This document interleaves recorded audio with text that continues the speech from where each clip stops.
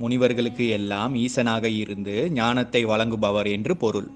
முனிகள் காவல் தெய்வமாகவும் குல தெய்வமாகவும் பலரால் தமிழ்நாட்டில் இன்றளவும் வழிபடப்படுகிறார்கள்.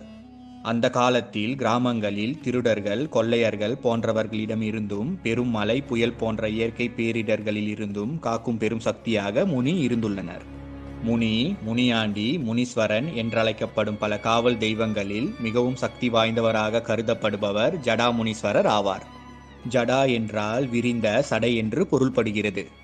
விரிந்த சடையுடன் இவர் காட்சி தருவதால் ஜடாமுனி என அழைக்கப்படுகிறார்.